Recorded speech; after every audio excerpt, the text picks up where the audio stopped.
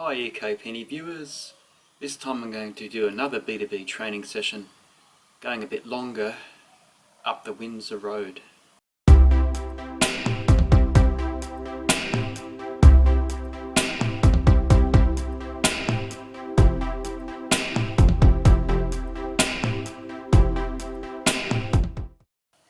So if you haven't seen my previous the Ponds training video, there'll be a link in the description below.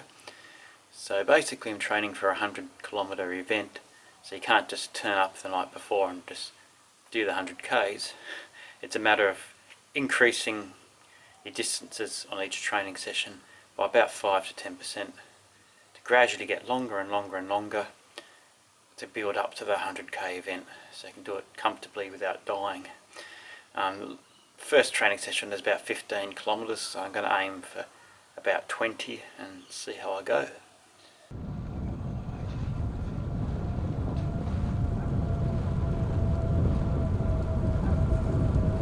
So we're on Schofield's Road now.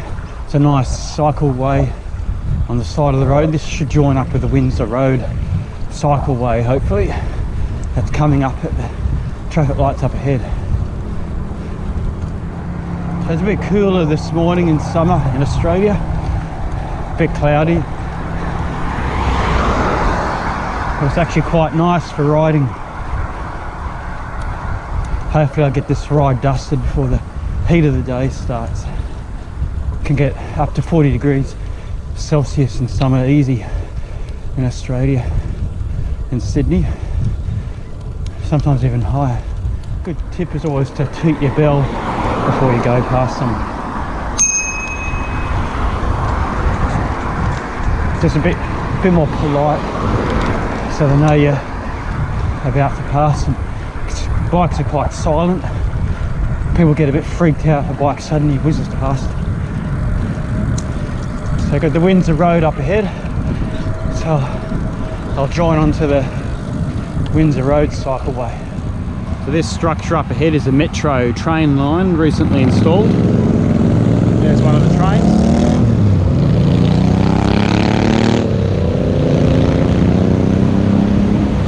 These are driverless trains that go from Rouse Hill in the northwest of Sydney up to Chatswood, which is sort of north of Sydney.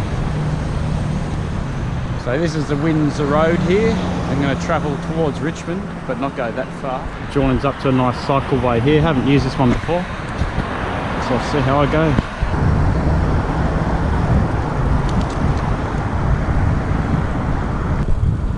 So there is a choice. I'd rather be on the cycleway than the main road. Don't want to dodge big trucks and cars. Traffic's not as bad. This is a training over the Christmas holiday period, so there's less traffic. A lot of people are on holidays.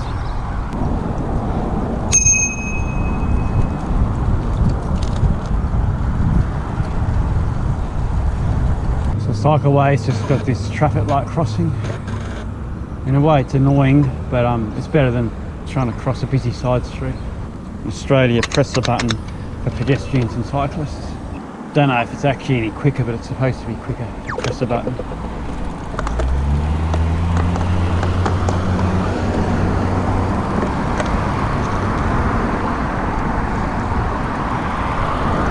I've done 4Ks so far, so the plan is to do about 10 out and another 10 back, so about 20 in total. We'll see how I go. Getting more comfortable. The B2B and back is to be a closed circuit.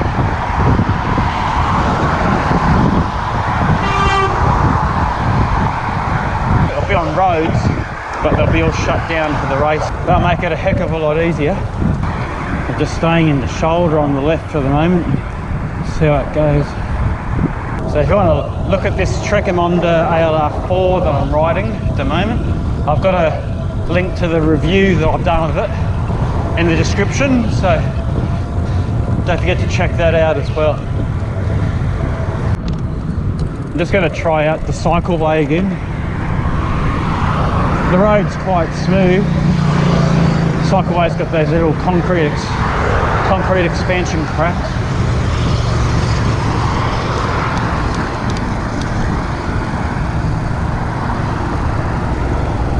Should be able to stay clipped in here and power through. So this track's made for walkers and cyclists. It's on this Trek Emonda. It's absorbing those little crack bumps. So it's just to stop the concrete cracking when it expands. There's a little horizontal gap every metre or so. So it's just not quite as smooth as going on the road, but it's a bit safer. So I've done about 11 k's now. Got up to a sign that says welcome to the Hawkesbury.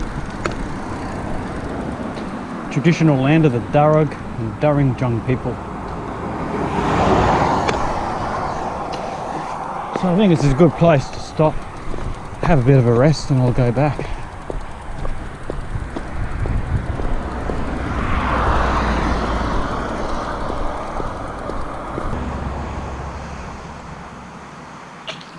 So what I'll do is take the cycleway back to the traffic lights, cross over at the lights to the other side of the road.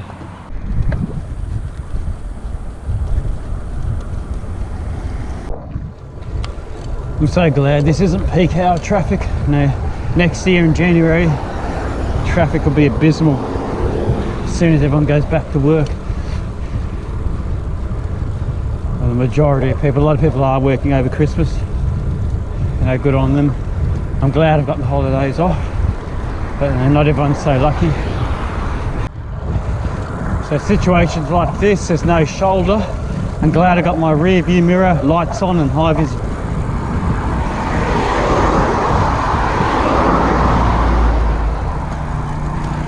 Gonna get my shoulder back in a minute, which is good. Oh, I can just relax a bit more now. If you look at my commuting part 1 and 2 videos, it talks about high vis vests, lights on day and night, and having a mirror. I think it's essential. If you like looking at reviews, I've got a review of my Bontrager WaveCel helmet that I've got on at the moment. I wouldn't be near a busy road like this without it, quite frankly.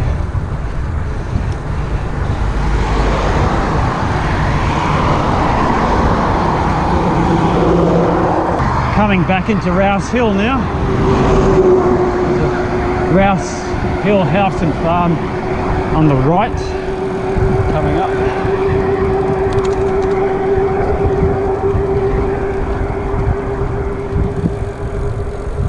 So what we can do is gear down at the traffic lights, go a bit slower and see if you can avoid stopping, that way you don't have to clip out. See how I go.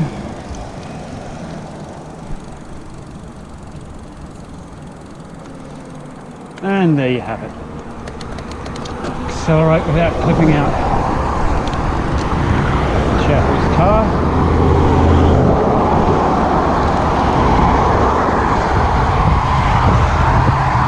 Up to second Ponds Creek now, getting closer. Creek's quite dry there, it is a drought at the moment.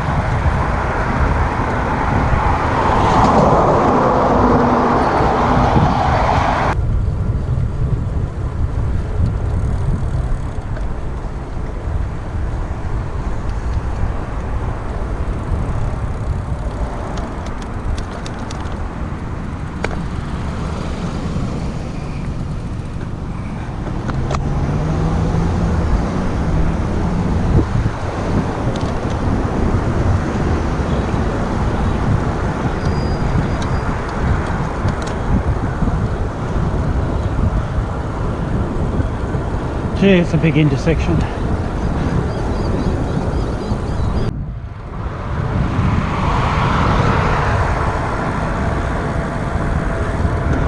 I've cracked the 20k mark, which I wanted to do. It's a great thing.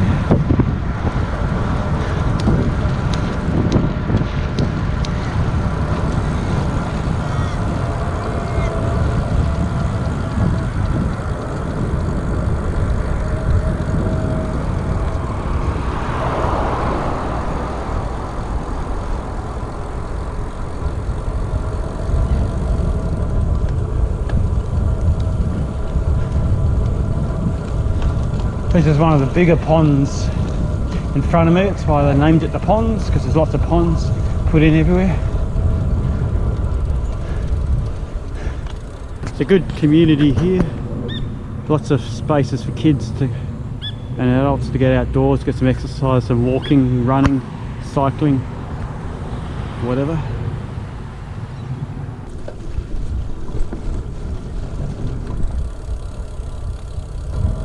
Morning. Morning.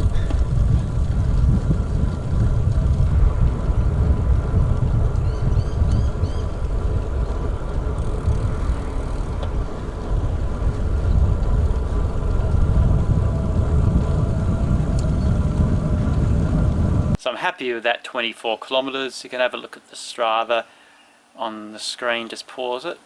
So almost a quarter of the way to the 100k ride I've got to do in March. So I've got a few more training rides ahead of me, but I'm happy with the progress so far.